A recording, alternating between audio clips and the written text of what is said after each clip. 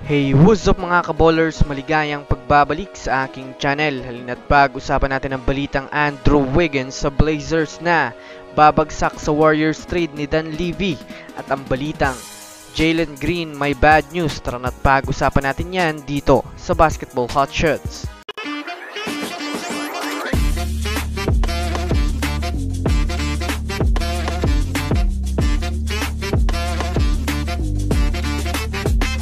Una nga muna tayong dumako mga kaballers sa balitang mayroon nga pong bad news kay Jalen Green. Well, alam naman nga po natin mga kaballers ng nakaraan na balak na nga po mga kaballers i-trade ng Houston Rockets itong si Jalen Green upang magkaroon ng mas bigating player na magpapalakas pa sa kanilang team next season.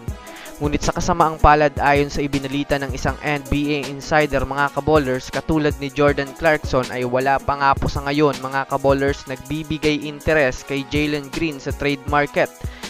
Alam naman nga po natin mga kaballers na hindi na nga po masyadong binibigyan pa ng malaking value ng Houston Rockets itong si Jalen Green dahil na rin mga kaballers sa mas naglulook forward na rin naman nga po ang Houston Rockets sa improvement ng kanilang kupunan. Bukod pa dyan mga kaballers, mas pina-priority na rin naman nga po ng Houston Rockets ngayon na makakuha ng isang magaling na superstar kagaya ni Kevin Durant at Jimmy Butler, kaya talagang iti-trade nga talaga mga kaballers ng Houston Rockets itong si Jalen Green ngayong off-season kahit man nga po mayroon na siyang mga naambag sa Houston Rockets.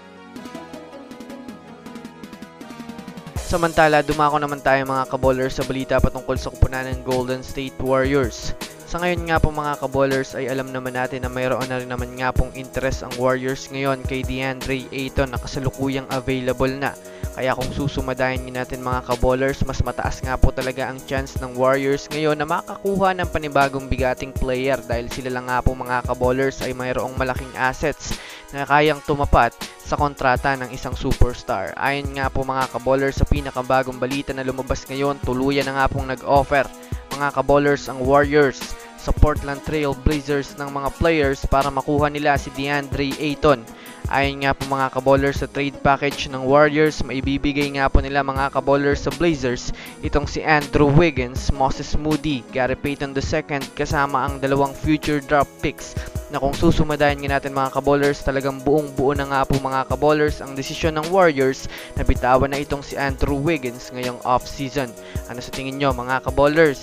So that's it for today's video mga kaballers. Yan lang ang ating pag-uusapan sa ngayon. Pindutin na ang subscribe and hit nyo na rin ang notification bell para sa mga susunod na updates sa mundo ng basketball. Again, this is Basketball Hotshots. Thanks for watching.